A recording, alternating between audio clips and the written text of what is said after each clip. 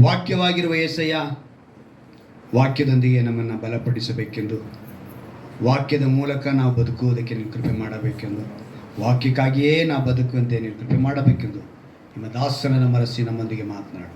ಯೇಸುವಿನ ನಾಮದಲ್ಲಿ ಪ್ರಾರ್ಥಿಸ್ತೇನೆ, amen. Hallelujah, hallelujah, hallelujah. ವಾಗ್ದಾನ ಸೇನಾಧೀಶನಾದ ಯೆಹೋವನಿಂತೆನ್ನುತ್ತಾನೆ, ನಾನು ಕಾರ್ಯ ಸಾಧಿಸುವ ದಿನದಲ್ಲಿ ಅವರು ನನಗೆ ಸ್ವಕೀಯ ಜನರಾಗಿರುವರು. ಒಬ್ಬನು ತನ್ನನ್ನು ಸೇವಿಸುವ ಸ್ವಂತ ಮಗನನ್ನು ಕರುಣಿಸುವಂತೆ ನಾನು ಅವರನ್ನು ಕರುಣಿಸುವೆನು. ಒಂದು ಅದ್ಭುತವಾದ ವಾಗ್ದಾನವನ್ನು ಕೊಟ್ಟರು. ಸ್ವಂತ ಮಗನನ್ನು ಕರುಣಿಸುವಂತೆ, ಅದೇ ಈ ತಿಂಗಳಿನಲ್ಲಿ ನಾವು ಕಾಣ್ತಿರುವಂಥದ್ದು. ಅವ್ರ ಸ್ವಂತ ಮಗನನ್ನು ಕರುಣಿಸುವಂತಂದರೆ ಆ ಸ್ವಂತ ಮಗನನ್ನು ಭೂಮಿ ಮೇಲೆ ನಮಗೋಸ್ಕರ ಕಳಿಸಿಕೊಟ್ರು ತಂದೆಯಾದ ದೇವರು ಅಲ್ವಾ.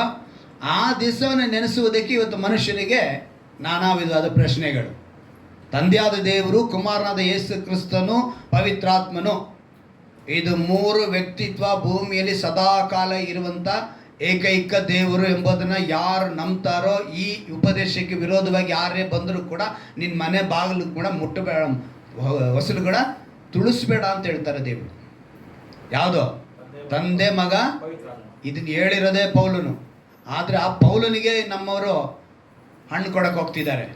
ಬೇಡ, ಬೇರೆ ಪದ ಉಪಯೋಗಿಸೋದು ಬೇಡ, ಬೇರೆ ಹಣ್ಣು ಅಂತ ಹೇಳ್ತೀನಿ. ಏನು ಮಾಡ್ತಾರೆ, ಪೌಲನಿಗೇನೆ ಇವರು ಹಣ್ಣು ತಿನ್ಸಕ್ಕೆ ಹೋಗುವಂಥ ಜನಗಳು ಇವತ್ತು ಭೂಮಿ ಮೇಲೆ ಬಂದಾಯ್ತು. ಸತ್ಯವೇದವನ್ನು ತಿರುಗಿಸ್ತಾರೆ. ಏನೋ ಅವ್ರಿಗೆ ಬಂದಾಗಿ ತಿರುಗಿಸ್ಕೊಂಡು ಅವರ ಉಪದೇಶಗಳು ಬಂದಿದೆ. ಸ್ವಕೀಯ ಜನರಾಗಿರುವರು, ಒಬ್ಬನು ತನ್ನನ್ನು ಸೇವಿಸುವ ಸ್ವಂತ ಮಗನನ್ನು ಕರುಣಿಸುವಂತೆ ನಾನು ಅವರನ್ನು ಕರುಣಿಸುವ ಅಂತೇಳಿ ದೇವರು ಮಾತು ಕೊಟ್ಟಾಯಿತು. ನಮಗೋಸ್ಕರ ಭೂಮಿ ಮೇಲೆ ಸ್ವಂತ ಮಗನನ್ನು ಈ ಲೋಕದ ಮೇಲೆ ಎಷ್ಟೋ ಪ್ರೀತಿನಿಟ್ಟು ತನ್ನ ಒಬ್ಬನೇ ಕುಮಾರನಾದ ಯೇಸು ಕ್ರಿಸ್ತನನ್ನು ಎಲ್ಲರೂ ನಿತ್ಯ ಜೀವ ಪಡಿಬೇಕಂತ ಕಳಿಸ್ಕೊಟ್ಟಾಯಿತು. ಆ ದಿವಸ ನೆನೆಸುವಂಥ ಈ ತಿಂಗಳಿನಲ್ಲಿ ದೇವರು ಎರಡನೇ ಆರಾಧನೆಯಲ್ಲಿ ನಮಗೆ ಒಂದು ಅದ್ಭುತವಾದ ಮಾತುಗಳನ್ನ ಅವ್ರು ಹೇಳೋಕ್ಕೆ ಬಯಸುವರಾಗಿದ್ದಾರೆ. ಒಬ್ಬ ವ್ಯಕ್ತಿ ಭೂಮಿ ಮೇಲೆ ಶಕ್ತಿ ಜಾಸ್ತಿ ಯಾರಿಗಿದೆ, ಯಾರೇನು ಶಕ್ತಿ, ಬಲ, ಸರಿ ಅಂದ್ಬಿಟ್ಟು ಬೆಂಕಿ ಹತ್ರ ಹೋದ್ನಂತೆ. ಬೆಂಕಿ ಈ ಭೂಮಿ ಮೇಲೆ ನೀನೇ ತುಂಬ ಶಕ್ತಿಶಾಲಿ ಅಂತ ಬೆಂಕಿ ಹೇಳ್ತಂತೆ. ಮುಟ್ಟಾಳ ನೀನು, ನೀರು ಬರುತ್ತೆ, ಫೈರ್ ಇಂಜಿನ್ ನೋಡು ಏನು ತರ್ತಾರೆ, ಬೆಂಕಿ ನಾಡ್ಸೋಕ್ಕೆ, ಬೆಂಕಿ ನಾಡ್ಸೋಕ್ಕೆ ಏನು ತರ್ತಾರೆ, ನೀರು. ಸೊ ಏನು ಮಾಡ್ತಾರೆ ಅವರು, ಆ ನೀರು ಬಂದು ನನ್ನನ್ನು ಅಣಗಿಸಿಬಿಡುತ್ತಪ್ಪ. ಸೊ ನಾನು ಶಕ್ತಿಶಾಲಿ ಅಲ್ಲ, ಹಂಗಾದ್ರೆ ಇವನೇನು ಮಾಡೋದು, ಸೀದಾ ನೀರು ಹತ್ರ ಹೋದಂತೆ. ನೀರು ನೀನೇ ತುಂಬ ಶಕ್ತಿಶಾಲಿ ಅಂತ. ನೀನು ಬೆಪ್ಪ.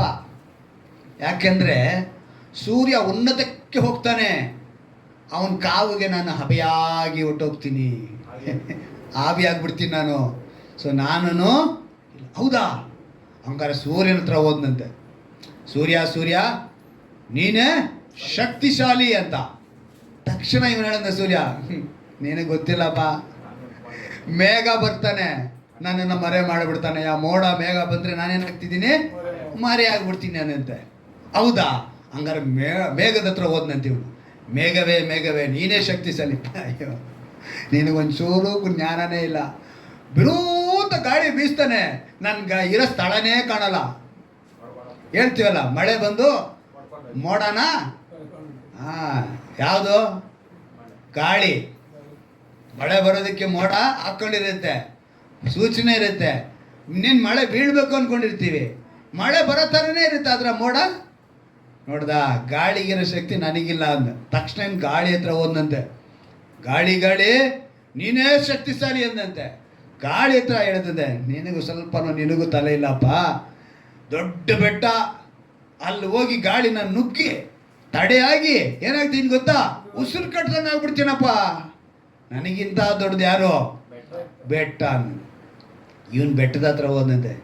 ಬೆಟ್ಟವೇ ನೀನೇ ಶಕ್ತಿಶಾಲಿ. ತಮಾಷೆ ಮಾಡಬೇಡಪ್ಪ. ಎಷ್ಟಿದ್ದಾನೆ ಗೊತ್ತಾ, 5 ಅಡಿ 6 ಅಡಿ ಇದ್ದಾನಪ್ಪ ಮನುಷ್ಯ. ಇಟ್ಟೇಟ್ ಬಾಂಬ್ ತೊಗೊಂಬತ್ತಾನಮ್ಮ, ನನಗೆ ಬಂಡೆ ಕೆಳಗಿಟ್ಬಿಡ್ತಾನೆ, ಪುಡಿ ಮಾಡಿಬಿಡ್ತಾನಪ್ಪ ನನ್ನ ಬಂಡೆನ ಅಂದಂತೆ. ಓಹೋ, ಹಂಗಾರೆ ಮನುಷ್ಯನೇ ದೊಡ್ಡವನು, ಅವನೇ ಶಕ್ತಿ. ಮನುಷ್ಯನ ಹತ್ರ ಬಂದಂತೆ. ಮನುಷ್ಯನ ಹತ್ರ ಕೇಳಿದೆ, ಮನುಷ್ಯ ನೀನೇ ಶಕ್ತಿಶಾಲಿ, ನೀನು ಎಲ್ಲಪ್ಪ ಇದೆಯಾ? ನನಗಂತ ಒಂದು ಟೈಮ್ ಫಿಕ್ಸ್ ಆಗೈತೆ. ಆ ಟೈಮ್ ಫಿಕ್ಸ್ ಆಗಿದ ತಕ್ಷಣ ನನ್ನ ಮಣ್ಣಿಗೆ ಮಣ್ಣು, ಹುಳಕ್ಕೆ ಹುಳ ಆಗ್ಬಿಡ್ತೀನಿ. ಸೊ ನಾನು ಕೂಡ ಏನು ನನ್ನ ನುಂಗೋದು ಯಾವ್ದು ಗೊತ್ತಾ? ಸಾವು ಅನ್ನೋದೈತೆ. ಸಾವು ಬಂದೇನು ಮಾಡಿದ್ರೆ ನನ್ನ ನುಂಗಬಿಡುತ್ತೆ ಅನ್ನೋದು. ಇವ್ ಸರಿ ಸಾವು ಹತ್ರ ಒಂದೈತೆ. ಸಾವು ಸಾವು ಮರಣವೇ ನೀನೇ ಶಕ್ತಿಶಾಲಿ ಅಂತ ಸಾವು ಹೇಳ್ತಂತೆ. ಸುಮ್ಮನೆರಪ್ಪ, ನನ್ನನ್ನು ಕೂಡ ಒಬ್ರು ಜಯಿಸ್ಬಿಟ್ಟಿದ್ದಾರೆ ಅಂತಂತೆ. ಯಾವುದೋ ಸಾವು ಅಂದ್ರೆ ಜಯವೀರನಾಗಿ 3 ದಿವಸ ಗರ್ಭದೊಳಗೆ ಇಟ್ಕೊಂಡಿದ್ನಪ್ಪ, ಬಿಡ್ದಿರ ಇಟ್ಕೊಂಡಿದ್ದೆ ಗಟ್ಟಿಯಾಗಿ. ಆದರೂ ಕೂಡ 3 ದಿವಸನೇ ಇದ್ದಿದ್ದು, 3ನೇ ದಿವಸ ಜೀವಂತವಾಗಿ ಎದ್ದು ಬಿಟ್ರು ಅಂದಂತೆ. ಆತನ್ನೇ ನೀನು ನಾನು ಆರಾಧಿಸುವ ಯೇಸು ಕ್ರಿಸ್ತನು. ಹಲ್ಲೆಲೂಯ. ಮರಣವನ್ನು ಗೆದ್ದಂತ ಜೀವವುಳ್ಳ ದೇವರು ಇವತ್ತು ಜೀವಾಧಿಪತಿ. ಅವ್ರ ಹೆಸರೇನು? ಜೀವಾಧಿಪತಿ. ಆ ಜೀವಾಧಿಪತಿನ ಆರಾಧಿಸಿ 3 ದಿವಸ ಗರ್ಭದೊಳಗೆ ಇಟ್ಕೊಂಡು, ಅದು ಕೂಡ ಏನ್ ಮಾಡಕ್ಕಾಗಲ್ಲ, ಸಾವನ್ನ ಗೆದ್ದವರು, ಮರಣವನ್ನ ಗೆದ್ದವರು, ಪಾತಾಳವನ್ನ ಗೆದ್ದವರು. ಅದಕ್ಕೆ ಏನು ಹೇಳ್ತೇನೆ, ಆ ಮರಣನ ಗೆದ್ದು ಬಂದಂತ ಯೇಸು ಕ್ರಿಸ್ತನು, ಅವ್ರನ್ನ ನಾವು ಆರಾಧಿಸ್ತಿದ್ದೀವಿ. ಆ ಯೇಸು ಕ್ರಿಸ್ತನು ನಮಗೋಸ್ಕರ ಈ ಭೂಮಿ ಮೇಲೆ ಬಂದಿದ್ದು. ತಂದೆಯ ದೇವರು ಏನು ಹೇಳ್ತಾರೆ, ಸ್ವಂತ ಮಗನನ್ನು ಕರುಣಿಸುವಂತೆ ನಾನು ನಿಮ್ಮನ್ನು ಕರುಣಿಸಿದ್ದೀನಿ ಅಂತ ಹೇಳ್ತಾರೆ. ಆ ಮಗನನ್ನೇ ಅಂದರೆ ನಾನು ಯಾವತ್ತೂ ಹೇಳ್ತೀನಿ ನೋಡಿ, ಸಭೆಗೆ ನೀವು ಬರ್ತೀರಾ ಅಂತ ಹೇಳಿದ್ರೆ ನಾವೆಲ್ಲರೂ ಕೂಡ ಒಂದು ಉದ್ದೇಶಪೂರ್ವಕವಾಗಿ ಬರ್ತೀವಿ, ಒಂದು ಏನೋ ಒಂದು ಪಡೆದುಕೊಳ್ಬೇಕು ಅಂತ ಬರ್ತೀವಿ. ನಾನು ಸಾಮಾನ್ಯವಾಗಿ ಕ್ರೈಸ್ತರಿಗೆ ನಾನು ಹೇಳೋದು ಏನಂದರೆ, ನನಗೆ ಆಶೀರ್ವಾದಕ್ಕಾಗೆಲ್ಲ ನಾನು ಪ್ರಾರ್ಥನೆ ಮಾಡುವಾಗಲ್ಲ ನನಗೆ ದೇವರು ತೋರಿಸುವಂಥ ಆಶೀರ್ವಾದ ಗುರುತಾಗಿ ಅಪೊಸ್ತಲರನ್ನ ಮಾತ್ರ ನನಗೆ ತೋರಿಸಿರೋದು. 12 ಜನ ಅಪೊಸ್ತಲರನ್ನ ದೇವರು ನನಗೆ ತೋರಿಸಿದ್ದಾರೆ ಹೊರತು ಬೇರೆ ಯಾರನ್ನು ಸಭೆಯಲ್ಲಿರೋರ್ನೋ ಅಥವಾ ಪ್ರಪಂಚದಲ್ಲಿರೋರ್ನೋ ಅಥವಾ ಸತ್ಯವೇದದಲ್ಲಿ ಬೇರೆ ವ್ಯಕ್ತಿಗಳನ್ನ ಕೂಡ ನನಗೆ ದೇವರು ತೋರಿಸಲಿಲ್ಲ. 12 ಜನ ಅಪೊಸ್ತಲರನ್ನ ದೇವರು ಪ್ರಧಾನವಾಗಿ ಅವರು ತನ್ನ ಸೇವೆಗೋಸ್ಕರ ಉಪಯೋಗಿಸ್ಕೊಂಡಂಥ ಆ ಸೇವಕರುಗಳನ್ನ, ಆ ಶಿಷ್ಯರನ್ನ ತೋರಿಸ್ತಾರೆ ಹೊರತು ಬೇರೆ ಯಾರನ್ನು ತೋರಿಸ್. ಏನಕ್ಕೆ ಹೇಳ್ತೀನಿ ಅಂತ ಹೇಳಿದ್ರೆ, ಅವ್ರು ಯಾರು ಐಶ್ವರ್ಯ ಸಂಪನ್ನರಾಗಲಿಲ್ಲ. ಅವರು ತಮ್ಮ ಬದುಕನ್ನೆಲ್ಲ ಯಾರಿಗೋಸ್ಕರ ಇಟ್ಟರು? ಯೇಸುವಿಗಾಗಿಟ್ರು. ಆ ಆಶೀರ್ವಾದಕ್ಕೋಸ್ಕರನೇ ನಾವು ಬದುಕಬೇಕು. ನಿಮಗೆ ಹೇಳ್ತೀನಿ ನಾನು, ಆಶೀರ್ವಾದಕ್ಕಾಗಿ ಶುಭಗಳು ನಡಿಬೇಕು, ಒಳ್ಳೇದು ನಡಿಬೇಕು ಅಂತಲೇ ಸಭೆಗೆ ಬರಬಾರ್ದು. ನೀವೇ ಆಶೀರ್ವಾದಕ್ಕೆ ಮಾರ್ಪಡಬೇಕು. ಹಲ್ಲೆಲೂಯ. ನಾವೇನಾಗಿ ಮಾರ್ಪಡಬೇಕು? ಆಶೀರ್ವಾದವಾಗಿ ಮಾರ್ಪಡಬೇಕು. ಆಶೀರ್ವಾದವಾಗಿ ಮಾರ್ಪಡಬೇಕು. ಅದಕ್ಕಾಗಿಯೇ ಸಭೆಗೆ ಬರಬೇಕು. ನಾನೇ ಆಶೀರ್ವಾದವಾಗಬೇಕಪ್ಪ. ಅಬ್ರಹಾಮನಿಗೆ ಏನಂತ ಹೇಳಿದ್ರು? ನೀನೇ ಆಶೀರ್ವಾದ ನಿಧಿಯಾಗುವಿ ಅಂತ ಹೇಳಿದ್ರು. ಅದಾಗಬೇಕು ನಾವು. ಅಬ್ರಹಾಮನಿಗೆ ಕೊಟ್ಟ ನಮ್ಮ ಮಾತನ್ನ ನಾವು ನಿಲ್ಲಿಸ್ಕೊ. ಕಷ್ಟಗಳಿಗಾಗಿ ಶೋಧನೆ ಬಂದಾಗ ಭಯಪಡದೆ ಎದುರಿಸಿ ನಿಲ್ಲಿಸಬೇಕು. ಯಾರನ್ನ? ಸೈತಾನನ ಎದುರಿಸ್ರಿ ಅಂತ ಹೇಳಿದೆ ಅಮ್ಮ ದೇವರ ವಾಕ್ಯ ಹೇಳಲ್ಪಟ್ಟಿದೆ. ನಮಗೆ ತಿಳಿಯದ ವಿಷಯಗಳನ್ನು, ಸಂಗತಿಗಳನ್ನು ತಿಳಿಸುವುದಕ್ಕೆ ದೇವರು ಇಷ್ಟಪಡ್ತಾರೆ. ಆ ಇಷ್ಟಪಡುವ ಆ ಮಾತನ್ನು, ದೇವರ ವಾಕ್ಯವನ್ನು ಕೇಳುವುದಕ್ಕೆ ನಾವು ಸಭೆಗೆ ಬಂದುಬಿಡಬೇಕು. ಅವರು ಸಭೆಗೆ ಬಂದಾಗ ಏನು ಮಾಡ್ತಾರೆ? ಆ ಜ್ಞಾನವನ್ನು ನಮಗೆ ಕೊಡ್ತಾರೆ. ಆ ಭಯ ಭಕ್ತಿ ನಮ್ಗೆ ಉಂಟಾಗುತ್ತೆ. ಯಾರಿಗೆ ಜ್ಞಾನ ಭಯ ಭಕ್ತಿ ಹೆಚ್ಚಾಗುತ್ತೋ ಅವರೆಲ್ಲ ದೇವರ ಆಶೀರ್ವಾದಗಳಿಂದ ತುಂಬಲ್ಪಡ್ತಾರೆ. ಆಶೀರ್ವಾದ ಅಂದಿದ ತಕ್ಷಣ ಏರೋಪ್ಲೇನ್ ಇರಬೇಕು, 3 ಫ್ಲ್ಯಾಟ್ ಇರಬೇಕು, 4 ಎಕರೆ ಜಮೀನು ಇರಬೇಕು, ಇದೇ ನಮಗೆಲ್ಲ ತಿಳುವಳಿಕೆ ಎಲ್ಲ. ಇವತ್ತು ಕೋಟಿಗಟ್ಟಲೆ ದುಡ್ಡಿದ್ದು ಕೂಡ ಯಾರು ನೆಮ್ಮದಿಯಾಗಿ 3 ತೂಟನ 1 ತೂಟ ಮಾಡೋಕ್ಕೆ ಸಾಧ್ಯವಾಗ್ತಿಲ್ಲ. ಅಲೆಕ್ಸಾಂಡರ್ ಸಾಯವಾಗ ಹೇಳಿದಂಥ ಮಾತು ನೆನಪಿನಲ್ಲಿ ಇಟ್ಕೋಬೇಕು. ಅವನು ಹೇಳ್ತಾನೆ, ನನಗೆ ಟ್ರೀಟ್ಮೆಂಟ್ ಮಾಡಿದಂಥ ಎಲ್ಲ ಡಾಕ್ಟ್ರುಗಳು, ದೊಡ್ಡ ದೊಡ್ಡ ಡಾಕ್ಟ್ರುಗಳು ಏನಾಗಬೇಕು? ಬರಬೇಕು. ಅವರೆಲ್ಲ ನನ್ನ ಸಾವು ಮೆರವಣಿಗೆ ಹೋಗ್ಬೇಕಾದ್ರೆ ಮುಂದೆ ಇರಬೇಕು. 2ನೇದಾಗಿ ನಾನು ಸಂಪಾದನೆ ಮಾಡಿದಂಥ ಎಲ್ಲ ಚಿನ್ನ ಐಶ್ವರ್ಯ ಎಲ್ಲ ನನ್ನ ದಾರಿಯಲ್ಲಿ ಹಾಕ್ಕೊಂಡೋಗಿ ಚೆಲ್ಕೊಂಡೋಗಿ ಅಂತಾನೆ. 3ನೇದಾಗಿ ಹೇಳ್ತಾನೆ, ನನ್ನ 2 ಕೈ ಆಚೆ ಕಾಣಿಸ್ಬೇಕು ಅಂದ, ಬರೀ ಕೈ. ಏನಕ್ಕೆ ಹೇಳ್ದ? ಅಲ್ಲಿರೋರು ಸೈನಿಕ ಗೊತ್ತಾಗಲಿಲ್ಲ ಅಂತ. ಏನಕ್ಕೆ ಸ್ವಾಮಿ ಈ ರೀತಿ ಹೇಳ್ತಿದ್ರ ಅಂದರೆ, ಇಷ್ಟು ಜನ ವೈದ್ಯರಿದ್ರಯ್ಯ ನನ್ನ ಪ್ರಾಣ ಉಳಿಸ್ಕೊಂಡ್ರ ಇವರು. ಅದರಿಂದ ಎಲ್ಲರಿಗೂ ಗೊತ್ತಾಗಬೇಕು, ವೈದ್ಯರಿಂದ ಕೂಡ ಪ್ರಾಣ ಉಳಿಸೋದಕ್ಕೆ ಸಾಧ್ಯ ಇಲ್ಲ. ನಾನು ಇಷ್ಟು ಸಂಪಾದನೆ ಮಾಡಿದ್ನಲ್ಲ, ಇದು ಯಾವುದು ನನ್ನ ಬದುಕಿಸಲಿಲ್ಲ. ನಾನು ಹೋಗ್ಬೇಕಿದ್ರೆ ಬರೀ ಗೈಯಲ್ಲಿ ಹೋದಂತೆ ಇಡೀ ಪ್ರಪಂಚಕ್ಕೆ ಒಂದು ವಿಷಯ ಗೊತ್ತಾಗಬೇಕು, ಅದಕ್ಕೋಸ್ಕರ ಅಂಥೇಳಿ ಅಲೆಕ್ಸಾಂಡರ್ ಆ ಥರ ಹೇಳಿದಂತೆ. ನಾವು ಹೋಗುವಾಗ ಏನಿಲ್ಲ. ಅದರಿಂದನೇ ನಮ್ಮ ಆಶೀರ್ವಾದ ಅಂತ ಹೇಳಿದ್ರೆ ನಾವು 3 ಹೊತ್ತು ಚೆನ್ನಾಗಿ ತಿನ್ನಬೇಕು, ಕುಟುಂಬನ ಕಟ್ಕೊಳ್ಬೇಕು, ಗಂಡ ಹೆಂಡತಿ ಒಂದು ಒಳ್ಳೆ ಸಂಬಂಧ ಇರಬೇಕು, ಅಕ್ಕಪಕ್ಕದ್ರ ಜೊತೆಗೆ ಒಳ್ಳೆ ಸ್ನೇಹ ಇರಬೇಕು, ನಮ್ಮನ್ನು ಯಾರು ಕಂಡ್ರು ಒಂದನ್ನು ಪ್ರೀತಿಯಿಂದ ಮಾತನಾಡಿಸುವಂಥ ಒಂದು ಬಂಧತ್ವ ಇರಬೇಕು, ಬಾಂಧವ್ಯ ಇರಬೇಕು. ಆ ರೀತಿ ಇರೋನೇ ನಿಜವಾದ ಆಶೀರ್ವಾದ ಹೊಂದಿರೋನು. ಹಣ ಇದ್ದವರು, ಬಂಗಲೆ ಇದ್ದವರು, ಜಮೀನು ಇದ್ದವರು, ಇವರೆಲ್ಲ ಆಶೀರ್ವಾದ ಇರಲ್ಲ. ನಾವು ಈ ಆಶೀರ್ವಾದಕ್ಕೋಸ್ಕರ ಪ್ರಾರ್ಥನೆ ಮಾಡಬೇಕು. ನಮ್ಗೆ ಎಷ್ಟು ಜನ ಗೊತ್ತು ಚಾರ್ಲಿ ಚಾಪ್ಲಿನ್ ಅಲ್ವಾ? 88 ವರ್ಷ ಬದುಕಿದ. ಎಷ್ಟು ವರ್ಷ? ಹಾಂ. ಅವನ ಬದುಕಿನಲ್ಲಿ ಒಂದು 4 ಮಾತು ತುಂಬ ಚೆನ್ನಾಗಿರೋ ಮಾತುಗಳು ಹೇಳವನೇ. ಅವನು ಹೇಳ್ತಾನೆ, ಯಾವುದು ಶಾಶ್ವತವಲ್ಲ ಅಂತ. ಯಾವುದು ಶಾಶ್ವತವಲ್ಲ ಅಂತ ಹೇಳಿದ ಮೇಲೆ ಹೇಳ್ತಾನೆ, ಸಮಸ್ಯೆ ಕೂಡ ಶಾಶ್ವತವಲ್ಲ ಅಂತ. ಯಾವುದು ಶಾಶ್ವತ ಅಲ್ಲ ಅಂದರೆ ಸಮಸ್ಯೆ ಮಾತ್ರ ಹೆಂಗ ಶಾಶ್ವತವಾಗಿರುತ್ತೆ, ಅದು ಶಾಶ್ವತ ಅಲ್ಲ ಅಂತಾನೆ. ಅವನು ಹೇಳ್ತಾನೆ, ನಾನು ಮಳೆಯಲ್ಲಿ ನಡೆಯೋದನ್ನು ತುಂಬ ಇಷ್ಟಪಡ್ತೀನಿ, ಪ್ರೀತಿ ಮಾಡ್ತೀನಲ್ಲ, I love in walking in rain ಅಂತಾನೆ. ಏನಕ್ಕೆ? ಅವನ ಕಣ್ಣೀರು ಯಾರು ಕಾಣಿಸಲ್ವಂತೆ. ಒಬ್ಬ ಕಾಮಿಡಿ ಮಾಡುವಂಥ ವ್ಯಕ್ತಿ ಅವನು ಹೇಳ್ತಾನೆ, ಅವನ ಕಣ್ಣೀರು ಯಾರು ಕಾಣಿಸ್ಬಾರ್ದು ಅಂತೇಳಿ ಅವ್ನು ಮಳೆಯಲ್ಲಿ ನಡೆಯೋದನ್ನ ಏನು ಮಾಡ್ತಾನಂತೆ, ಇಷ್ಟಪಟ್ಟನಂತೆ. ಆ ರೀತಿಯಾಗಿ ಕೊನೆ ದಿನದವರೆಗೂ ಅವನ ಬದುಕಿನಲ್ಲಿ ಅವನು ಕೊನೆ ಅಂತ ಹೇಳಬೇಕು ಅಂದರೆ, ಯಾವಾಗ ನಗೋದು ನಿಲ್ಲಿಸ್ತಾನೋ ಅವನ ಬದುಕು ಕೊನೆ ಅಂತ ಅರ್ಥ ಮಾಡ್ಕೊಳ್ಳಿ ಅಂದ. ಅವನ ನಗು ಅವನ ಬದುಕಿನಲ್ಲಿ ಒಂದ್ಸಲಿ ಕೊನೆ ಆಗಿತ್ತು ಅಂದರೆ ಅವನ ಬದುಕೆ ಕೊನೆ ಆದಂತೆ.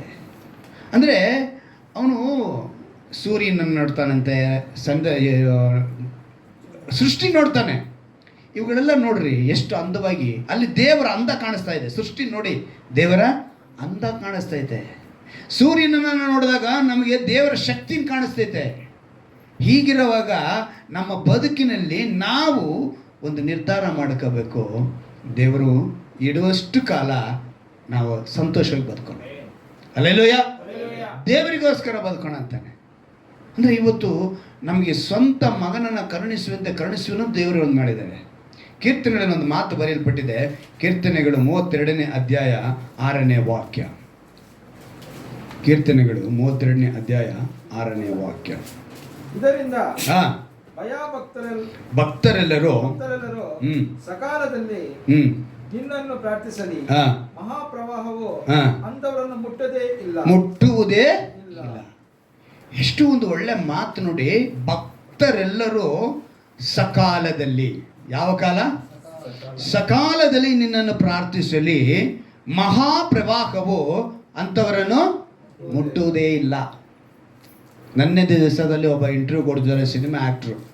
ಅವ್ರೇನು ಹೇಳ್ತಿದ್ದಾರೆ, ಈ ಡಿಸೆಂಬರ್ 31 ಒಳಗಡೆ ಏನಂತೆ ಪ್ರಳಯ ಆಗುತ್ತೆ ಅಂತ ಅವ್ರು ಯಾರೋ ಹೇಳಿದಾರಂತೆ. ಅದು ನೆರವೇರುತ್ತೆ. ಬೇಕಿರೋ ಚಾಲೆಂಜ್ ಮಾಡಿ ಹೇಳ್ತೀನಿ, ನನ್ನ ಮಾತಿನಲ್ಲಿ ನೀವು ನಂಬಿಕೆ ಇಲ್ಲ ನಂಬ್ಕೊಬೇಡಿ. ಈ ಡಿಸೆಂಬರ್ 31 ದೊಡ್ಡ ಜಲಪ್ರಳಯ, ಅದು ತಮಿಳ್ನಾಡಿಗೆ ಚೆನ್ನೈನಲ್ಲಿ ಮಹಾಭಯಂಕರವಾಗಿ ಆಗುತ್ತೆ ಅಂಥೇಳಿ ಅವನ ಪ್ರವಾದನೆ ಹೇಳ್ಕೊತಿದ್ದಾನೆ. ನಾನೇನು ಹೇಳ್ತಾ ಇದ್ದೀನಿ, ಅಂಥ ಪ್ರವಾಹ ನಿನ್ನ ಮುಟ್ಟೋದಿಲ್ಲ ಅಂತ ಹೇಳ್ತಿದ್ದೆ ಸತ್ಯವೇದ. ಹಲ್ಲೆಲೂಯಾ. ನೋಡ್ರಿ, ದೇವರ ಮಾತುಗಳು ನಾವು ಹೇಗೆ ನಾವು ತೆಗೆದುಕೊಳ್ಳಿ ನೋಡಿ. ಹೇಳ್ಬಿಟ್ಟಿದೆ, ಭಕ್ತರೆಲ್ಲರೂ ಸಕಾಲದಲ್ಲಿ ನಿನ್ನನ್ನು ಪ್ರಾರ್ಥಿಸಲಿ. ಇವತ್ತಿಗೂ ಅದಕ್ಕೇನೆ ಇದು ಯಾವುದು ವೇಳಾಂಗಣಿ ದೇವಸ್ಥಾನ ಇದೆಯಲ್ಲ, ಅಲ್ಲಿವರೆಗೂ ನೀರು ಒಳಗಡೆ ಅಲ್ಲಿ ಹೋಗಿ ಬಂತು, ಅಲ್ಲಿ ಇದನ್ನೆಲ್ಲ ಕಾಪಾಡ್ತು ಅಂತ ವಿಷಯಗಳಿದೆ. ಯಾವುದು ಸುನಾಮಿ ಬಂದಾಗ ಆ ಚರ್ಚೆನೂ ಆಗಲಿಲ್ಲ ಅಂತ ಕೂಡ ಹೇಳ್ತಾ ಇದ್ದಾರೆ. ನಾನೇನು ಹೇಳ್ತೀನಿ, ಅಲ್ಲಿ ಹೋಗಿ ಅದನ್ನು ಮಾಡೋ ಬದಲು ನೀನು ಇಲ್ಲೇ ನಿನ್ನ ಜಾಗದಲ್ಲೇ ದೇವ್ರನ್ನ ನೀನು ನಂಬಬೇಕು. ಭಕ್ತರೆಲ್ಲರೂ ಈಗ ಅದು ನಡೆದಿತ್ತು ತಕ್ಷಣ ಇವಾಗ ಆ ಸ್ಥಳಕ್ಕೆ ತುಂಬ ಪ್ರವಾಸಿಗರು ಜಾಸ್ತಿ ಆಗೋದ್ರು. ಆದರೆ ನಿಜಾನ ತಿಳ್ಕೊಳ್ತಾ ಇಲ್ಲ, ಸತ್ಯನ ಅರಿತುಕೊಳ್ತಿಲ್ಲ. ಮನುಷ್ಯ ಇವತ್ತು ತಾನು ಮಾಡಬೇಕಾಗಿರೋ ಸಕಾಲದಲ್ಲಿ ನಿನ್ನನ್ನು ಪ್ರಾರ್ಥಿಸಲಿ, ಮಹಾಪ್ರವಾಹವು ಅಂಥವರನ್ನು ಮುಟ್ಟುವುದೇ ಇಲ್ಲ. 3 ವಿಷಯ ಇದೆ. ಭಕ್ತನಾಗಿರಬೇಕು, ಸಕಾಲ ತಿಳ್ಕೊಳ್ಬೇಕು, 3ನೇದು ಪ್ರಾರ್ಥನೆ ಮಾಡಬೇಕು. ಈ 3 ಇದ್ದರೆ ಮಾತ್ರ ಭಕ್ತನಾಗಿರಬೇಕು, ಸಕಾಲ ಅಂತ ತಿಳಿಬೇಕು, 3ನೇದು ಪ್ರಾರ್ಥನೆ ಮಾಡಿ. ಈ 3 ಇದ್ದರೆ ಅಂಥವನ್ನ ಮಹಾಪ್ರವಾಹ ಮುಟ್ಟೋದಿಲ್ಲ ಅಂತ ಹೇಳ್ತಾ ಇದೆ. ಆಗ ಭಕ್ತರು ಅಂತ ಹೇಳಿದ್ರೆ ಕೀರ್ತನೆ 31ನೇ ಅಧ್ಯಾಯದಲ್ಲಿ 19ನೇ ವಾಕ್ಯ ನೋಡಿ, ಒಂದು ಅದ್ಭುತವಾದ ಮಾತು ಬರೆಯಲ್ಪಟ್ಟಿದೆ. 19ನೇ ವಾಕ್ಯ, ಸದ್ಭಕ್ತರಿಗೋಸ್ಕರ ನೀನು ಇಟ್ಟುಕೊಂಡಿರುವ ಮೇಲು. ಏನು ಇಟ್ಟಿದ್ದಾರೆ ಅಂತ ದೇವರು ಮೇಲುಗಳನ್ನ ಇಟ್ಟಿದ್ದಾರೆ. ಯಾರಿಗೆ? ಭಕ್ತರಿಗೋಸ್ಕರ ಇಟ್ಕೊಂಡಿದ್ದಾರೆ. ನೆಕ್ಸ್ಟ್, ಆಶ್ರಿತರಿಗೋಸ್ಕರ ನೀನು ಎಲ್ಲರ ಮುಂದೆ ಮಾಡಿದ ಉಪಕಾರಗಳು ಎಷ್ಟೋ ವಿಶೇಷವಾಗಿದೆ. ಕನ್ನಡದಲ್ಲಿ ವಿಶೇಷ ಅಂತ ಹೇಳಿದ್ರೆ ಸರಿಯಾಗಿ ನಮಗೆ ಇಂಟ್ರೆಸ್ಟ್ ಬರಲ್ಲ ಕೇಳೋಕ್ಕೆ ಪದ. ಇಂಗ್ಲೀಷಲ್ಲಿ ಹೇಳಬೇಕು. ಯಾಕಂದರೆ ನಾವು ಕೆಲವು ಪದಗಳನ್ನ ಇಂಗ್ಲೀಷಲ್ಲಿ ಕೇಳಿದ್ರೇ ನಮ್ಗೆ ಸಂತೋಷ ಆಗೋದು. ಸ್ಪೆಷಲ್ ಅಂದ್ರೇ ಏನಪ್ಪ ವಿಶೇಷ ಅಂದರೆ ಏನು ಅದು ಅರ್ಥನೇ ಅದಕ್ಕೆ ನಮ್ಮದು ರಿಯಾಕ್ಟೇ ಸರಿಗಿರಲ್ಲ. ಏನಮ್ಮ ಇವತ್ತು ಸ್ಪೆಷಲು ಅಂದರೆ ಅಲ್ಲೆಲ್ಲ ಕಾಣಿಸ್ತೈತೆ, ಮುಖ ಎಲ್ಲ ಅರಳ್ತೈತೆ. ಏನಂದರೆ ಇಂಗ್ಲೀಷಲ್ಲಿ ಹೇಳ್ಬಿಟ್ಟು ನೋಡಿ, ಕನ್ನಡದಲ್ಲಿ ಹೇಳಿದ್ರೆ ಅದಕ್ಕೆ ವ್ಯಾಲ್ಯೂ ಇಲ್ಲ ಅಲ್ವಾ, ಬೆಲೆ ಇರಲ್ಲ. ಇಲ್ಲಿ ದೇವರು ಒಂದು ಸ್ಪೆಷಲ್ ಹೇಳ್ತಿದ್ದಾರೆ, ಉಪಕಾರಗಳು ಸ್ಪೆಷಲ್ ಆಗಿದ್ದೀವಿ ಅಂತೆ ನಮಗೆ. ಯಾರಿಗೆ? ಭಕ್ತರಿಗೋಸ್ಕರ ಅವರು ಇಟ್ಟಿದ್ದಾರೆ ಎಷ್ಟೋ ಮೇಲುಗಳು. ಅಂದರೆ ಈ ಭಕ್ತರಿಗೆ, ಸದ್ಭಕ್ತರಿಗೆ ಹಿಂಸೆ ಉಂಟು ಅಂತ ಕೂಡ ತಿಮೋಥೆಯಲ್ಲಿ ಬರೆಯಲ್ಪಟ್ಟಿದೆ. ಯಾಕಂತ ಹೇಳಿದ್ರೆ 2 ತಿಮೋಥೆ ನೀವು 12ನೇ ವಾಕ್ಯ ನೋಡಿದ್ರೆ ಸದ್ಭಕ್ತರಿಗೋಸ್ಕರ ಹಿಂಸೆಗಳು ಇದೆ. ಆದರೆ ಆ ಹಿಂಸೆ ಬಂದರೆ ನೆಕ್ಸ್ಟ್ ಪೇತ್ರ ಮೂಲಕ ಹೇಳ್ತಾರೆ, ಅದು ಬಂಗಾರನ ಎಲ್ಲಿಗೆ ಹಾಕ್ತಿದ್ದಾರೆ? ಪುಟಕ್ಕೆ ಹಾಕ್ತಾ ಇದ್ದಾರೆ. ಆ ಬಂಗಾರನ ಶೋಧನೆ ಮಾಡಿ ಅದರಲ್ಲಿರೋ ವೇಸ್ಟೇಜ್ ಎಲ್ಲ ತೆಗೆದುಹಾಕಿ ಏನು ಮಾಡ್ತಾರೆ? ಅಪ್ಪಟ ಬಂಗಾರ ಮಾಡ್ತಾರೆ. ಆ ರೀತಿಯಾಗಿ ಒಬ್ಬ ಭಕ್ತನಿಗೆ ಬರುವಂಥ ಕಷ್ಟಗಳು, ನಿನಗೆ ಕಷ್ಟ ಬಂತು ಅಂದರೆ ನೀನು ಭಕ್ತ ಅಂತ ಅರ್ಥ. ನೀನು ಕಷ್ಟನೇ ಬಂದಿಲ್ಲ ಅಂತ ಹೇಳಿದ್ರೆ, ಸುಖದ ಸುಬ್ಬದಿಯಲ್ಲಿ ಇದೆಲ್ಲಿ ಅಂತ ಹೇಳಿದ್ರೆ ನೀನು ಭಕ್ತನಲ್ಲ. ಹಲ್ಲೆಲೂಯಾ. ನಾವು ಕಷ್ಟದ ಹಾದಿಯಲ್ಲಿ ನಡೀತಾ ಇದ್ದೀವಿ ಅಂತ ಹೇಳಿದ್ರೆ ನಾವು ಏನಯ್ಯ ಇದು ಪರಿಸ್ಥಿತಿ. ಮೊನ್ನೆ ಕೂಡ ನಮ್ಮ ಮನೆಯಲ್ಲಿ ನಾವು ಮಾತಾಡ್ಕೊತಾನೆ ಇದ್ದೀವಿ. ಮೊನ್ನೆ ಮಂಜು ಹತ್ರ ನಾವು ಮಾತಾಡಿದೆ. ನಾನು ವರ್ಷದ ವಾಗ್ದಾನದಲ್ಲಿ ಹೇಳಿದ್ರೆ ದೇವರು ನಮಗೆ ಸಂಕಲ್ಪಿಸಿದ್ದೇ ನೆರವೇರುವುದು, ನಾನು ಉದ್ದೇಶಿಸಿದ್ದೆ ಖಂಡಿತವಾಗಿ ನೆರವೇರುದು ಅಂತ ಹೇಳಿದ್ರು. ಏನಪ್ಪ ಕೆಲಸ ಇಲ್ದಂಗೆ ಆಗೋಯ್ತಲ್ಲ ಅಲ್ವಾ? ನಮಗೆ ನಮ್ಮ ಪ್ರಶ್ನೆಗಳು ಬರುತ್ತೋ ಇಲ್ವೋ? ದೇವರ ಉದ್ದೇಶಗಳನ್ನ ನಾವು ಅರಿಯುವುದಕ್ಕೆ ಸಾಧ್ಯವೇ ಇಲ್ಲ. ಸಂಪಾದನೆ ಇಲ್ದಂಗೆ ಹೋಗುತ್ತೆ ನಮ್ಗೆ. ಈ ತಿಂಗಳಲ್ಲೇ, ಈಗ ಡಿಸೆಂಬರ್ ತಿಂಗಳಲ್ಲೇ ನಾನು ಎಷ್ಟೋ ಸಲ ನೋಡಿದ್ದೀನಿ ಅಲ್ವಾ. ಆದರೂ ಕೂಡ ನಮಗೊಂದು ವೈರಾಗ್ಯವಾಗಿ ಏನು ಮಾಡ್ತೀವಿ, ಆ ಕ್ರಿಸ್ಮಸ್ ಹಬ್ಬನ ಆಚರಣೆ ಮಾಡಲೇಬೇಕು. ಸಾಲ ಮಾಡಿ ಆದರೂ ತುಪ್ಪ ತಿನ್ನುವ ಮಟ್ಟಿಗೆ ಹೋಗಿರ್ತೀವಿ. ಏನು ಮಾಡಿರ್ತೀವಿ ನಾವು? ಕೆಲವರು ಈ ಮಾತನ್ನು ಕೇಳಿದ್ರು ಇಟ್ಕೊಳ್ಳಿ, ಏನಯ್ಯ ಇವನು ಪಾಸ್ಟ್ರು ಸಾಲ ಮಾಡಿ ಕ್ರಿಸ್ಮಸ್ ಮಾಡು ಅಂತಾನೆ ಅಂತ ನಾನು ಹೇಳಿದ್ಕೊಂಡು, ಆಡೋರು ಆಡ್ಕೊಂಡು ಹೋಗ್ಲಿ, ಆಡೋರು ಬಾಯಿ ಮುಚ್ಚಕ್ಕಾಗತ್ತಾ?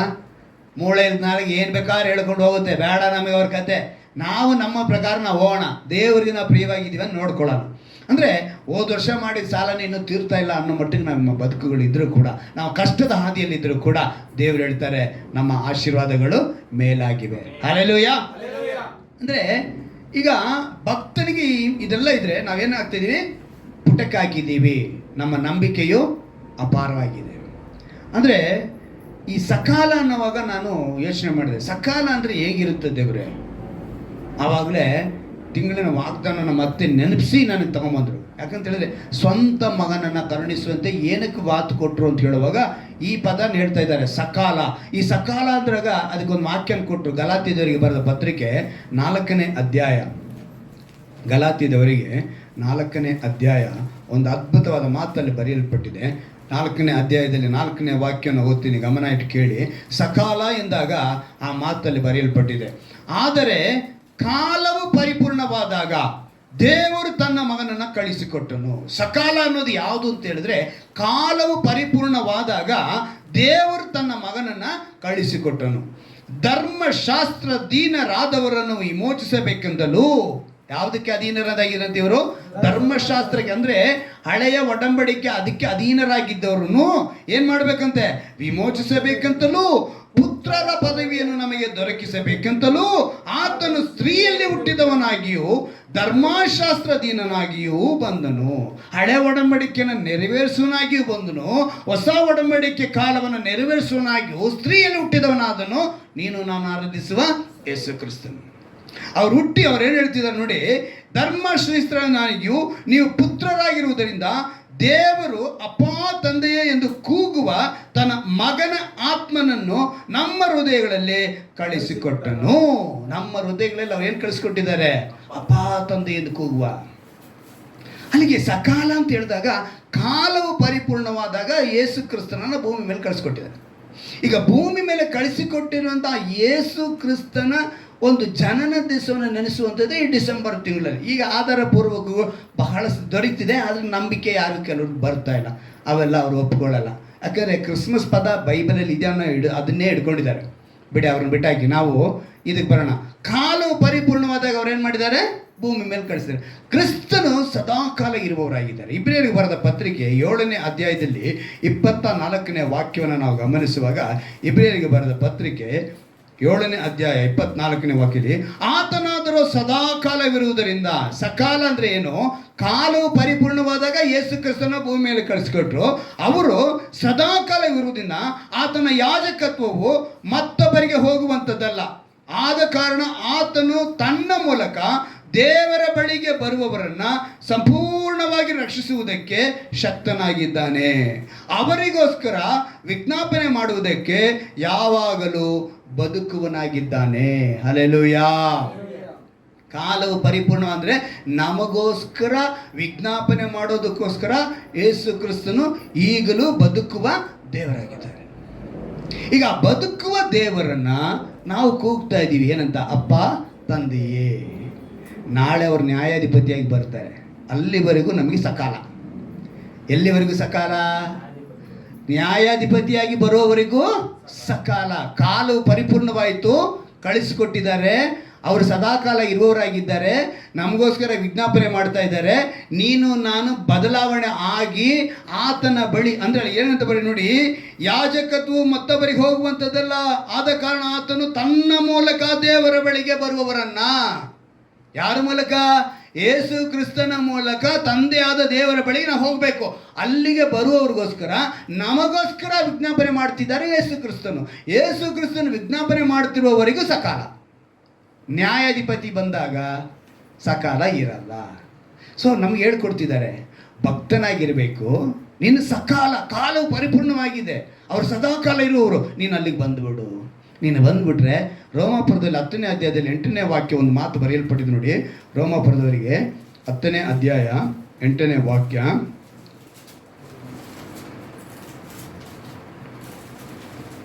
ನೀನು ಯೇಸುವನ್ನೇ ಕರ್ತನೆಂದು, ಅಂದರೆ 8ನೇ ವಾಕ್ಯ ಓದ್ತೀನಿ ನೋಡಿ. ಎಂದಾಗಲಿ ನಿನ್ನ ಮನಸ್ಸಿನಲ್ಲಿ ಅಂದುಕೊಳ್ಳಬೇಡ, ದೇವರ ವಾಕ್ಯವು ನಿನ್ನ ಸಮೀಪದಲ್ಲಿಯೇ ಇದೆ. ಯಾವುದು ಸಮೀಪದಲ್ಲಿದೆ? ಆ ವಾಕ್ಯವೆಂಬ ದೇವರೇ ನಮ್ಮ ನರನಾಗಿ ಭೂಮಿ ಮೇಲೆ ಬಂದಿದ್ದು. ಆ ವಾಕ್ಯವಾಗಿರೋ ದೇವರು ಭೂಮಿ ಮೇಲೆ ಬಂದ ನಿಮಿತ್ತ ಆ ವಾಕ್ಯವು ನಾವು ಸಾರುವ ನಂಬಿಕೆ ವಿಷಯವಾದ ವಾಕ್ಯವೇ. ಅದೇನೆಂದರೆ, ನೀನು ಯೇಸುವನ್ನೇ ಕರ್ತನೆಂದು ಬಾಯಿಂದ ಅರಿಕೆ ಮಾಡಿಕೊಂಡು ದೇವರು ಆತನನ್ನು ಸತ್ತವರೊಳಗಿಂದ ಎಷ್ಟು ಸ್ಪಷ್ಟವಾಗಿ ಬಿಡಿಸಿ ಅಪೊಸ್ತಲನಾದ ಪೌಲನು ಎಷ್ಟು ಸ್ಪಷ್ಟವಾಗಿ ಹೇಳ್ತಾನೆ. ರೋಮಾಪಟ್ಟಣಿಗೆ ಬರೆಯುವಾಗ ಮಾತನ್ನು ಹೇಳ್ತಿದ್ದಾನೆ. ಏನಂತ ಹೇಳ್ತಿದ್ದಾನೆ ನೋಡಿ, ಎಷ್ಟು ಚೆನ್ನಾಗಿ. ಹೃದಯದಿಂದ ನಂಬಿದರೆ ನಿನಗೆ ರಕ್ಷಣೆ ಆಗುವುದು ಎಂಬುದೇ. ಹೃದಯದಿಂದ ನಂಬುವುದರ ಮೂಲಕ ನೀತಿ ದೊರಕುತ್ತದೆ, ಬಾಯಿಂದ ಅರಿಕೆ ಮಾಡೋದ್ರ ಮೂಲಕ ರಕ್ಷಣೆ ಆಗುತ್ತದೆ. ಸಕಾಲ. ಈ ಸಕಾಲನ ನೀವು ರಕ್ಷಣೆ, ಅದಕ್ಕೆ ಕ್ರಿಸ್ತನ ಜನನ ದಿವಸದ ನಾನು ಹೆಂಗೆ ಹಾಡು ಕಟ್ಟಿದ್ದೀನಿ? ಕ್ರಿಸ್ತನ ಜನನ ರಕ್ಷಣೆಯ ಸಂಭ್ರಮ. ಪ್ರತಿಯೊಬ್ಬರು ರಕ್ಷಣೆಯ ಮಾರ್ಗಕ್ಕೆ ಬರಬೇಕು ಅನ್ನೋದೇ ಆ ಕ್ರಿಸ್ತನ ಜನನ. ಅದು ಒಂದು ಸಂಭ್ರಮ, ಸೆಲೆಬ್ರೇಷನ್. ನಾವು ಕೊಂಡಾಡಬೇಕು ಅದನ್ನ. ಆತನ ಜನನ ಪಾಪದ ಜನರನ್ನು ಬಿಡುಗಡೆ ಮಾಡೋದಕ್ಕೋಸ್ಕರ ಬಂದಂಥ ಒಂದು ಜನನ. ಅದನ್ನು ಸೆಲೆಬ್ರೇಷನ್ ಮಾಡೋದಕ್ಕೆ ನಾನಾ ವಿಧವಾದ ಪ್ರಶ್ನೆಗಳು ಭೂಮಿ ಮೇಲೆ ಬಿಟ್ಟಾಗಿ. ಈಗ ದೇವರು ಏನು ಹೇಳ್ತಿದ್ದಾರೆ? ಆತನ ಮೇಲೆ ನಂಬಿಕೆ ಇಡುವ ಯಾವನಾದರೂ ಆಶಾಭಂಗ ಪಡುವುದಿಲ್ಲ. ಹಲ್ಲೆಲೂಯಾ. ನೀನು ನಾವು ನಂಬಿಕೆ ಇಟ್ಟಿದ್ದೀವಿ, ನಮ್ಮ ಆಶಾಭಂಗ ಪಡುವುದೇ ಇಲ್ಲ. ಇನ್ನು ನೋಡಿ, ಮೂರನೇದು ಈಗ ಪ್ರಾರ್ಥನೆ. ಭಕ್ತನಾಗಿದ್ವಿ, ಕೇಳಿದ್ರು, ಭಕ್ತರಿಗೆ ಹಿಂಸೆ ಇದೆ, ನಾವೇನು ಮಾಡಬೇಕು? ಬೆಂಕಿಗೆ ಹಾಕದಿಂದ ಪುಟ್ಟಕ್ಕೆ ಹಾಕಿದರೆ ನಂಬಿಕೆಯಲ್ಲಿ ಸ್ಥಿರವಾಗಿರ್ಬೇಕು. ಈಗ ಸಕಾಲ ಅಂದರೆ ಕಾಲವು ಪರಿಪೂರ್ಣವಾದಾಗ ಸದಾಕಾಲ ಇರುವಂಥ ದೇವರು ನಮಗೋಸ್ಕರ ಬಂದಿದ್ದಾರೆ. ಆತನ ಮೇಲೆ ನಂಬಿಕೆ ಇಡುವ ನಾವು ಯಾವನಾದರೂ ಆಶಾಭಂಗ ಪಡೋದು. ಇದು ಸಕಾಲ, ಆತನ ನಂಬಿಕೆ ಇಡುವಂಥ ಕಾಲ. ನ್ಯಾಯಾಧಿಪತಿಯಾಗಿ ಬಂದರೆ ನಾವು ಮಾಡೋಕ್ಕಾಗಲ್ಲ ಆ ಕೆಲಸನ.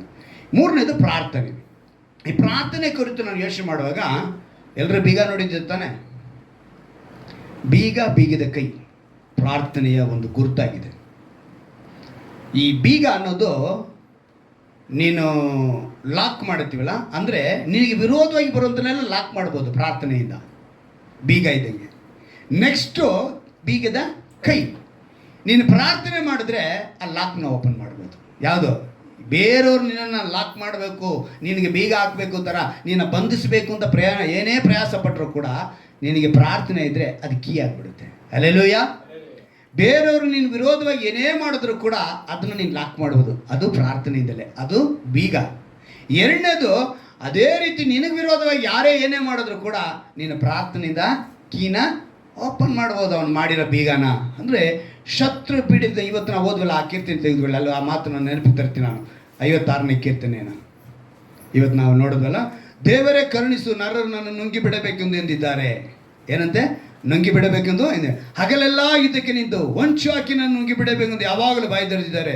ಸೊಕ್ಕಿನಿಂದ ನನ್ನ ಮೇಲೆ ಯುದ್ಧಕ್ಕೆ ನಿಂತವರು ಎಷ್ಟೋ ಮಂದಿ. ನನಗೆ ಹೆದರಿಕೆ ಉಂಟಾದಾಗ ನಿನ್ನನ್ನೇ ಆಶ್ರಯಿಸ್ಕೊಳ್ಳೋನು, ಹೆದರಿಕೆ ಆದಾಗ ನಾನು ನಿನ್ನನ್ನು ಆಶ್ರಯಿಸ್ಕೊಳ್ತೀನಿ ಅಂತಾನೆ. ಇದು ಯಾರು ಹೇಳ್ತಾರಂಥ ಮಾತು? ಪ್ರಾರ್ಥನೆಯಲ್ಲಿ ಅವನು ಬೀಗ ಹಾಕುವಂಥ ಮಾತು. ನನಗೆ ಹೆದರಿಕೆಯಿಂದಾಗ ಏನು ಮಾಡಬೇಕು? ದೇವರ ವಾಗ್ದಾನಕ್ಕೋಸ್ಕರ ಆತನಲ್ಲಿ ಹೆಚ್ಚಳ ಪಡುವೆನು, ದೇವರನ್ನು ನಂಬಿ ನಿರ್ಭಯದಿಂದಿರುವನು. ನರಪ್ರಾಣಿಗಳು ನನಗೆ ಮಾಡುವುದೇನು? ನರಪ್ರಾಣಿ ಏನು ಮಾಡೋಕ್ಕೆ ಸಾಧ್ಯ? ನನ್ನ ಬೀಗ ಆಗ್ತಿದ್ದಾನೆ. ಪ್ರವಾದಿ ಮೂಲಕ, ಏಷಯ ಪ್ರವಾದಿ ಮೂಲಕ ದೇವರೊಂದು ಮಾತು ಹೇಳ್ತಾರೆ, ನಿನಗೆ ವಿರೋಧವಾಗಿ ಕಲ್ಪಿಸಿದ ಯಾವ ಆಯುಧವೋ ಜಯಿಸೋದು. ಅಲ್ಲಿ ಏನಂತೆ? ಒಂದು ಬೀಗ ಆಗ್ತಾನೆ. ನನಗೆ ವಿರೋಧವಾಗಿ ಎಲ್ಲಿ ಏನು ಬರಲಿ, ಒಂದು ಬೀಗ ಪ್ರಾರ್ಥನೆ ಮಾಡಿದ. ಅದೇ ಮತ್ತೆ ದಾವೀದನು ಒಂದು ಪ್ರಾರ್ಥನೆ ಮಾಡ್ತಾನೆ, ಬೀದ ಕೈಯಾಗಿ. ಏನು ಮಾಡ್ತಾನೆ ಅಂತ ಹೇಳಿದ್ರೆ, ನನಗೆ ಶತ್ರು ಹಿಂದಟ್ಟಿ ಬರ್ತಿದ್ದಾರೆ, ಅವನು ಯುದ್ಧಕ್ಕೆ ಹೋಗಬೇಕು. ಯುದ್ಧಕ್ಕೆ ಹೋಗುವಾಗ ಹೇಳ್ತಾನೆ, ಆ ಯುದ್ಧಕ್ಕೆ ನಾನು ಹೋಗಬೇಕು, ಅದು ಏನು ಮಾಡ್ಲಪ್ಪ ಅಂತ ಕೇಳುವಾಗ, ಹಿಂದಟ್ಟಿ ಹೋಗು ಅಂತಾರೆ. ದಾವೀದನಿಗೆ ಏನಂತ ಹೇಳ್ತಾರೆ? ಹಿಂದುಗಡೆಯಿಂದ ಹೋಗು, ನಿನಗೆ ಜಯ ಸಿಗುತ್ತೆ ಅಂತೇಳಿ. ಅಂದರೆ ಬೀಗದ ಕೈ. ಶತ್ರು ಮುಂದೆ ಯುದ್ಧಕ್ಕೆ ಬಂದಿದ್ದಾನೆ, ಕಾಯ್ದಿರು, ನಾನು ಹೇಳುವಾಗ ಹೋಗು ಅಂತಾನೆ. ಇವನು ಪ್ರಾರ್ಥನೆ ಮಾಡ್ದ. ಪ್ರಾರ್ಥನೆ ಮಾಡಿದ ತಕ್ಷಣ ದೇವರು ಹೇಳ್ತಾರೆ, ಹಿಂದಟ್ಟಿ ಹೋಗಿ ಜಯವನ್ನು ಸಾಧಿಸು ಅಂದರು. ಅಂದರೆ ಬೀಗದ ಕೈ. ದಾನಿಯೇಲನು ಪ್ರಾರ್ಥನೆ ಮಾಡ್ತಾನೆ, ಏನಂತ? ಕನಸು ಬಿಡುತ್ತೆ ಯಾರಿಗೆ? ನೆಬೂಕದ್ನೆಚ್ಚರನಿಗೆ. ಏನಂತ? ಆ ಕನಸನ್ನ ಮರೆತು ಬಿಡ್ತಾನೆ. ಅವನೇನು ಮಾಡ್ತಾನೆ? ಕನಸನ್ನೇ ಮರೆತು ಬಿಡ್ತಾನೆ. ಯಾರನ್ನು ಕರೆಸ್ತಾನೆ? ಪಂಡಿತರನ್ನ, ಜೋಯಿಸರನ್ನ, ಮಂತ್ರವಾದಿಗಳನ್ನ, ಅಲ್ಲಿರೋಂಥ ದೊಡ್ಡವ್ರನ್ನೆಲ್ಲ ಕರೆದು ಬಿಟ್ಟು, ನೋಡ್ರಪ್ಪ ರಾತ್ರಿ ಬಂತು, ನನಗೆ ಮರೆತೋಯ್ತು, ಈಗ ಕನಸು ಹೇಳಬೇಕು, ಅದರ ಅಭಿಪ್ರಾಯನೂ ಹೇಳಬೇಕು ಅಂತಾನೆ. ಸಾಧ್ಯನಾ? ನೋಡಿ, ಅವ್ರು ಏನು ಹೇಳಿದ್ರು ಅಂತೇಳಿ ಬರೆಯಲ್ಪಟ್ಟಿದೆ ದಾನಿಯೇಲನ ಗ್ರಂಥದಲ್ಲಿ. ಅದ್ಭುತವಾಗಿ ಆ ಮಾತು ಅವ್ರು ಏನು ಹೇಳ್ತಾರೆ ಅನ್ನೋದನ್ನು ನಾನು ಓದ್ತೀನಿ, ಕೇಳಿ, ಗಮನ ಇಟ್ಟು ಕೇಳಿ. 2ನೇ ಅಧ್ಯಾಯದಲ್ಲಿ 7ನೇ ವಾಕ್ಯದಲ್ಲಿ, ರಾಜನು ತನ್ನ ದಾಸರಿಗೆ ಕನಸನ್ನು ತಿಳಿಸೋಣವಾಗಲಿ. ಏನಂತ ಹೇಳ್ತಿದ್ದಾರೆ ಇವರು? ರಾಜನು ತನ್ನ ದಾಸರಿಗೆ ಕನಸನ್ನು ತಿಳಿಸೋಣವಾಗಲಿ, ನಾವು ಅದರ ತಾತ್ಪರ್ಯವನ್ನು ವಿವರಿಸುವೆವು. ನೀನು ಕನಸು ಹೇಳಿದ್ರೆ ನಾವು ಇದಕ್ಕೆ ತಾತ್ಪರ್ಯ ಹೇಳ್ತೀವಿ ಅಂತ ಹೇಳ್ತಾರೆ ಎಂಬ ಉತ್ತರವನ್ನೇ ಪುನಃ ಕೊಟ್ಟರು. ಅದಕ್ಕೆ ರಾಜನು, ನೀವು ಆ ಕನಸನ್ನು ನನಗೆ ತಿಳಿಸದಿದ್ದರೆ ಮರಣದಂಡನೆ. ಏನಂತ ಹೇಳಿದ್ರು? ಎಂಥ ಒಂದು ಸನ್ನಿವೇಶ ನೋಡಿ ಅವ್ರಿಗೆ. ಅವ್ರೇನು ಮಾಡಿದ್ರು? ಅದೇ ಸಮಯದಲ್ಲೇ ಅಲ್ಲಿ ಯಾರಿದ್ರು? ದಾನಿಯೇಲು, ಅನನ್ಯ, ಮಿಶೇಕ್, ಇವರೆಲ್ಲ ಇದ್ರಲ್ಲ, ಶದ್ರಾಕ್, ಮೇಷಕ್ ಅಂತ ಇವರೆಲ್ಲ ಅವರಿಗೆ ಸನ್ನಿಧಿ ಸೇವಕರಾಗಿ ಸೆಲೆಕ್ಟ್ ಆಗಿದ್ದಾರೆ. ಅವಾಗ ತಾನು ಹೊಸದಾಗಿ ರಾಜನ ಆಸ್ಥಾನದಲ್ಲಿ ಸನ್ನಿಧಿ ಸೇವಕರಾಗಿ ಈಗ ಹೊಸ ಸೆಲೆಕ್ಷನ್, ಇದು ಹೊಸದಾಗಿ ಇವರಿಗೂ ಅನ್ವಯಿಸ್ಬಿಡ್ತು. ಅದು ನ್ಯೂ ಜಾಯ್ನಿಂಗ್ಗೆ. ಈಗ ಇವರು ಯಾರ್ಯಾರಿದ್ರು? ಜೋಯಿಸರಿದ್ರು, ಮಂತ್ರವಾದಿಗಳಿದ್ರು, ಮಾಟಗಾರರಿದ್ರು, ಪಂಡಿತರಿದ್ರು. ಈಗ ಇವರೆಲ್ಲರೂ ಹೇಳಿದ ಮಾತನ್ನು ಕೇಳಿದ ತಕ್ಷಣ ಇಲ್ಲಿ ರಾಜನ ಸನ್ನಿಧಿ ಸೇವಕರಾಗಿದ್ದ ಇವರಿಗೂ ಅದು ಅನ್ವಯಿಸ್ತು. ಇವರೇನು ಮಾಡಿದ್ರು? ಆದರೆ ದಾನಿಯೇಲ ನೋಡಿ, ಅದೇ ಅಧ್ಯಾಯದಲ್ಲಿ 17ನೇ ವಾಕ್ಯ ಓದ್ತೀನಿ ಕೇಳಿ. ಬಳಿಕ ದಾನಿಯೇಲನು ತನ್ನ ಮನೆಗೆ ಹೋಗಿ ಹನನ್ಯ, ಮಿಶಾಯೇಲ, ಅಜರ್ಯ ಎಂಬ ತನ್ನ ಸ್ನೇಹಿತರಿಗೆ ಆ ಸಮಾಚಾರವನ್ನು ತಿಳಿಸಿ, ನಾವು ಬಾಬೇಲಿನ ಇತರ ವಿದ್ವಾಂಸರೊಂದಿಗೆ ನಾಶವಾಗದಂತೆ ಪರಲೋಕ ದೇವರು ಈ ರಹಸ್ಯದ ವಿಷಯವಾಗಿ ಕೃಪೆ ತೋರಿಸಲು ಆತನನ್ನು ಬೇಡಿಕೊಳ್ಳೋಣ ಅಂದ. ಹಲ್ಲೆಲೂಯ. ಇವನ ಹತ್ರ ಇತ್ತಾ ಬೀದ ಕೈ? ಅವರು ಬೀಗ ಹಾಕಿದ್ರು, ಆದ್ರೆ ಇವನೇನು ಮಾಡ್ದ? ಪರಲೋಕ ದೇವ್ರನ್ನ. ಇವತ್ತು ನೀನು ನಾನು ಅದನ್ನು ತಿಳಿಬೇಕು. ಒಬ್ಬನು ನಿನಗೆ ವಿರೋಧವಾಗಿ ಕಲ್ಪಿಸಿದ್ನ ನೀನು ಬೀಗ ಹಾಕ್ಬೋದು. ಏನಂತ? ನಿನಗೆ ವಿರೋಧವಾಗಿ ಕಲಿಸಿದ ಯಾವ ಆಯುಧ ಜಯಿಸೋದು? ನೀನು ಪ್ರಾರ್ಥನೆ ಮಾಡಿದ್ರೆ ಅದು ಬೀಗ ಹಾಕಿಬಿಡ್ತಾರೆ ದೇವರು. ಈಗ ಇನ್ನೊಬ್ಬ ನಿನಗೆ ವಿರೋಧವಾಗಿ ಎದ್ದು ಬಂದ, ಆ ಬೀಗನ್ನು ತೆಗೆಯೋದಕ್ಕೆ ದೇವ್ರು ಕೀ ಕೊಡ್ತಾರೆ. ಯಾವುದು? ಅದು ಪ್ರಾರ್ಥನೆ. ಅದಕ್ಕೇನೆ ದೇವರು ಹೇಳಿದ್ದು, ಇದರಿಂದ ಭಕ್ತರೆಲ್ಲರೂ ಸಕಾಲದಲ್ಲಿ ನಿನ್ನನ್ನು ಪ್ರಾರ್ಥಿಸಲಿ, ಪ್ರವಾಹವು ಅಂಥವರನ್ನು ಮುಟ್ಟುವುದೇ ಇಲ್ಲ. ಭಕ್ತನಾಗಿರಬೇಕು, ಸಕಾಲ ತಿಳಿದುಕೊಳ್ಳಬೇಕು, ಪ್ರಾರ್ಥಿಸಬೇಕು. ನೀನು ಮಾಡಿದ್ರೆ ಖಂಡಿತ ನಂಬಿಕೆ ಎಂಬ ಗುರಾಣಿಯನ್ನು ಹಿಡಿದು ಹೋಗ್ಬೇಕ್ರಿ. ಇನ್ನೇನಿಲ್ಲ. ನಿಮ್ಗೇನಿರಬೇಕು? ನಂಬಿಕೆ ಎಂಬ ಗುರಾಣಿ. ಇದನ್ನ ಹಿಡಿದು ಹೋದರೆ ಖಂಡಿತವಾಗಿ ದೇವರು ಏನು ಮಾಡ್ತಾರೆ? ಅದ್ಭುತವನ್ನು ಮಾಡ್ತಾರೆ. ಕೊನೆಯದಾಗಿ ಫಿಲಿಪಿಯರಿಗೆ ಬರೆದ ಪತ್ರಿಕೆ 4ನೇ ಅಧ್ಯಾಯದಲ್ಲಿ 6-7ನೇ ವಾಕ್ಯನ ಓದೋಣ. ನಾವು ಏನು ಮಾಡಬೇಕು ಅಂತೇಳಿ ದೇವರು ಅದನ್ನು ಸ್ಪಷ್ಟವಾಗಿ ಹೇಳ್ತಿದ್ದಾರೆ. ಒಬ್ಬ ಭಕ್ತನು ಮಾಡಬೇಕಾಗಿರೋದನ್ನು ಫಿಲಿಪಿಯರಿಗೆ ಬರೆದ ಪತ್ರಿಕೆ 4ನೇ ಅಧ್ಯಾಯ, ಯಾವ ಸಂಬಂಧವಾಗಿ ಚಿಂತೆ ಮಾಡದೆ. ಫಿಲಿಪಿಯರಿಗೆ ಬರೆದ ಪತ್ರಿಕೆ 4ನೇ ಅಧ್ಯಾಯ 6-7ನೇ ವಾಕ್ಯ. ಯಾವ ಸಂಬಂಧವಾಗಿ ಚಿಂತೆ ಮಾಡದೆ ಸರ್ವ ವಿಷಯದಲ್ಲಿ ದೇವರ ಮುಂದೆ ಕೃತಜ್ಞತಾಸ್ತುತಿಯನ್ನು ಪ್ರಾರ್ಥನೆ ವಿಜ್ಞಾಪನೆಗಳನ್ನು ಮಾಡುತ್ತಾ ನಿಮಗೆ ಬೇಕಾದದ್ದನ್ನು ತಿಳಿಯಪಡಿಸಿರಿ. ಆಗ ಎಲ್ಲ ಗ್ರಹಿಕೆಯನ್ನು ಮೀರುವ ದೇವ ಶಾಂತಿಯು ನಿಮ್ಮ ಹೃದಯಗಳನ್ನು ಯೋಚನೆಗಳನ್ನು ಕ್ರಿಸ್ತ ಯೇಸುವಿನಲ್ಲಿ ಕಾಯುವುದು. ಎಷ್ಟು ಅದ್ಭುತವಾದ ಮಾತಲ್ಲ.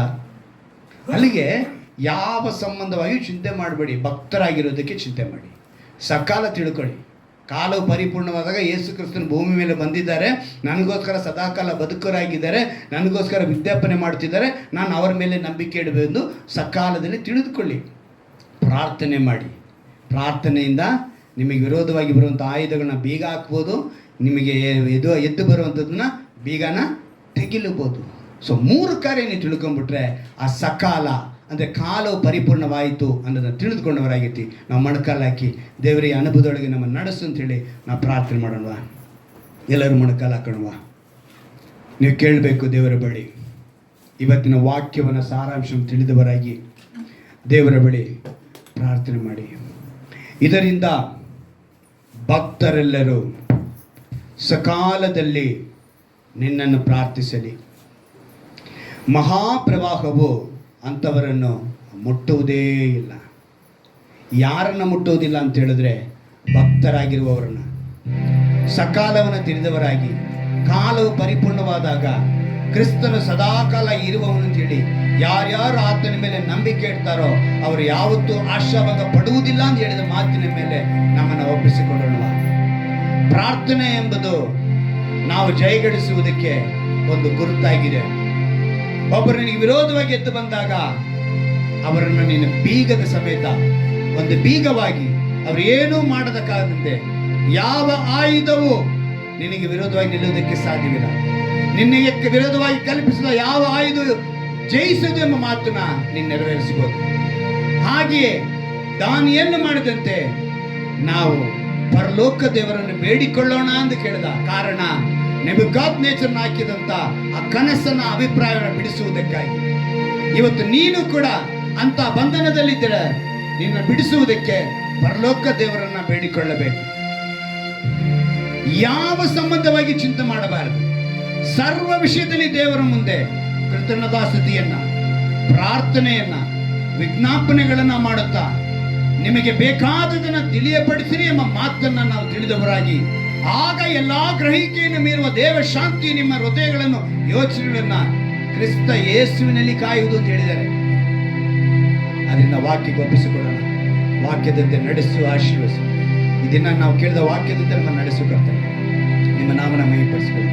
ಬೆಳೆದ ಕೃಪೆಯನ್ನು ತುಂಬಿಸಿ ಯೇಸು ಎಂಬ ನಾಮದಲ್ಲಿ ಪ್ರಾರ್ಥಿಸ್ತೇವೆ.